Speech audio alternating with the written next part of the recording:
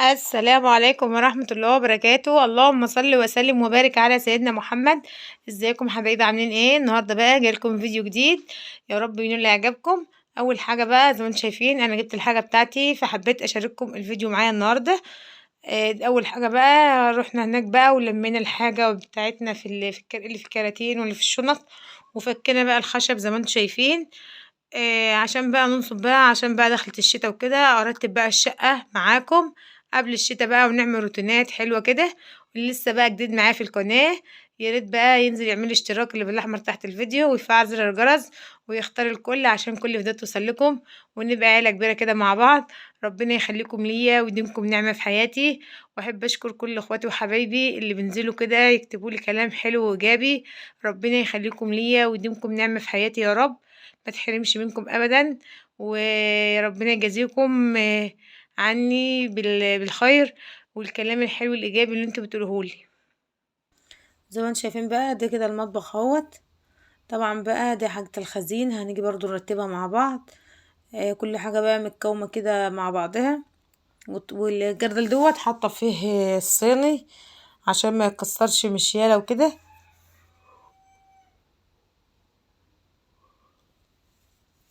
ودي البوتاجاز بقى اللي انا كنت شغاله عليه حوشته بقى، وهشغل التاني وامسك بقى الضلف دي انفضها تنفيضه حلوه كده، ونرص بقى الحاجه كده مع بعض. واخد وتشاركوني بقى برايكم كده في الترتيب وفي كل حاجه، طبعا عشان انا باخد رايكم في كل حاجه. شايفين بقى اما انا نضفت بقى المكان ورا البوتاجاز بقت الدنيا حلوه ورايقه ازاي. طبعا وحاجه كده مريحه للنفس كده وللعين، ان انت بقى الحاجه بتاعتك نضيفه كده، بتحس بقى ساعتها براحه نفسيه كبيره. زي ما انتم شايفين اهوت. هحاول بقى انني ارتب كل حاجه بقى في مكانها، بحيث ان لما ادخل كده الاقي الجو هادي كده والدنيا رايقه وحلوه. بصوا بقى زي ما انتم شايفين، انتوا عارفين بقى ان انا مسكت بقى المكان دوت نضفته، اللي هو الشفاط والشباك وورا كده، علشان بقى كنا هنجيب بقى البوتاجاز. جبت بقى البوتاجاز وجبت الحاجه بتاعتي اللي كانت هناك زي ما انتم شايفين اهوت. دوت بقى بقيه الخشب بتاع المطبخ. كنت انا واخده الحتتين دولت اللي هي ديت وديت اهيت زي ما انتم شايفين. طبعا بقى كل حاجه لسه بقى متكركبه كده، ما ستفتش حاجه. حبيت بس ان انا اوريكم الحاجه اللي انا جبتها. يبقى ده شكل المطبخ اهوت بعد ما الحتتين التانيين ركبوا، كانوا هما ما هماش راكبين اللي انا كنت واخداهم. شايفين دي كده بقى شكل المطبخ اهوت. طبعا انا كنت جايبه بقى لف كده للمكان اللي هو كان فيه زي ما انتم شايفين اهوت. ودي بقى عندي لسه بقيت الحاجات اهيت، وبهارات برضو كانت هناك جبتها. دي بقيت الحاجه. ودي كده اهوت، دي بقى الفرش اهوت. طبعا كل حاجه بقى متكركبه كده زي ما انتم شايفين. دوت بقى دولاب الاطفال برضو ان احنا حلناه وجبناه بقى، وجبت بقيه الحاجه بتاعتي كلها من هناك. ودي الجزامه والكومودينو والهدوم والسرير وكل حاجه جبتها عشان بقى نفرش كده مع بعض بقى الايام اللي جايه، ونعمل بقى تروقات كده. يا رب الفيديو يكون خفيف على قلوبكم. واللي لسه بقى جديد معايا في القناه يا ريت بقى تنزلوا تعملوا الاشتراك اللي بالاحمر تحت الفيديو، وتفعلوا زر الجرس وتختاروا الكل عشان كل فيديوهات توصل لكم، ونبقى عيله كبيره كده مع بعض. واحب اشكر كل اخواتي وحبايبي اللي نزلوا كده كتبوا لي في الكومنتات كلام حلو وايجابي. ربنا يخليكم ليا ويديمكم نعمه في حياتي. طبعا بقى الحاجات دي كلها عايزه تستف لسه، وبقى الهدوم وبقيت حاجه المطبخ ده كله عاوز لسه بقى يتستف، فهيحتاج بقى وقت ومجهود كتير. فانا حبيت بس اشارككم ان انا جبت الحاجه بقى كده، وهنوضب بقى من هنا ورايح الحاجه بتاعتنا كده.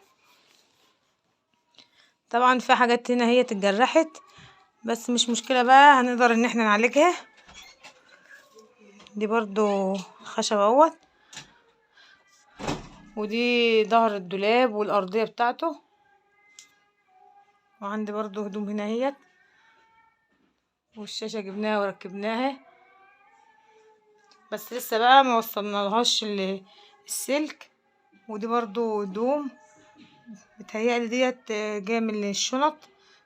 وهمسك بقى الاول، عايزه بقى انني امسك برضو الهدوم دي كلها اغسلها الاول قبل ما ارصها تاني في الدولاب، لان طبعا دي بقى فيها هدوم بتاعه الشتاء وكده، فاكيد بقى متطربه وكده، فلازم الاول انني امسكها اغسلها واشطفها شطفه كويسه كده وتبقى نضيفه كده. وعايزه بقى الاول هنا بقى زي ما انتم شايفين دي اوضه الاطفال. عايزين بقى شايفين الدنيا مكركبه ازاي، عايزين بقى نعمل السراير. فقولوا لي بقى كده في الكومنتات تحت، احطهم الاتنين جنب بعض ولا متفرضين، يعني الوقت دوت هيتضير. ادوره بقى كده يبقى وش السرير تحت الشباك والتاني يبقى جنبه. فاحسن بقى ان انا اعملهم جنب بعض ولا اخليهم متفرقين. والدولاب بيبقى ورا السراير او جنب اللي هو في الجدار اللي هو اللي عليه اللوح الخشب دول. فقولوا لي كده بقى في الكومنتات نقول اللي هيبقى احسن، يبقوا الاتنين جنب بعض كده والدولاب جنبهم ولا الدولاب وراهم. لو وراهم يبقى في الحيطه اللي عليها المروحه دي، لو جنبهم هيبقى في الجهه التانية.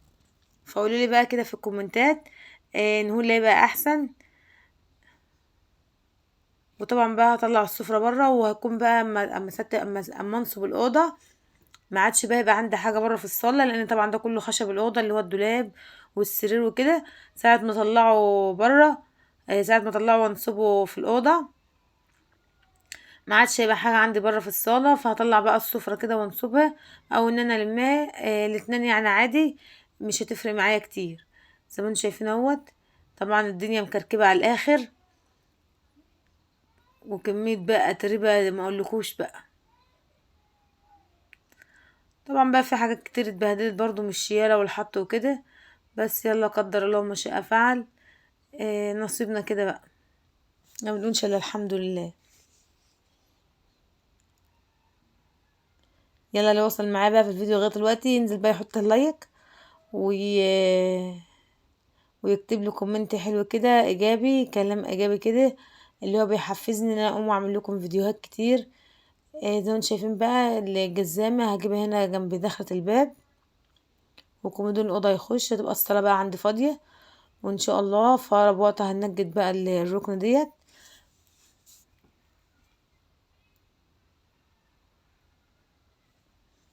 ودي النيش عندي بقى زي ما هو كان مستتف، ما شلتش منه حاجه ولا حطيت حاجه. همسك بقى نشيل ظرف المرتبه ونطلع بقى المرتبه الشمس تحمص كده بقى، تاخد لها يومين كده تحمص فيهم. ونرص بقى كل حاجه كده ونرجع الشقه زي ما كانت الاول، عروسه كده وشمعة منوره.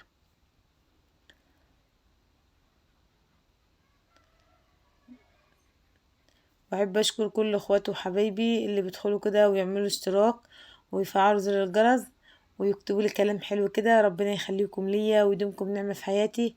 ويا ريت كل اخواتي وحبايبي يدعوا لي كده دعوة في ظهر الغيب، ان ربنا كده يوفق لي الحال يا رب ويهدي لي ولادي. اللهم امين يا رب العالمين، والامه الاسلاميه كلها يا رب. ده بقى كل الفيديو معاكم اهوت من الاول. حبيت اشارككم يومي على الطبيعة، بنعمل ايه، بنشيل ايه، بنحط ايه، زي ما انتم شايفين اهوت.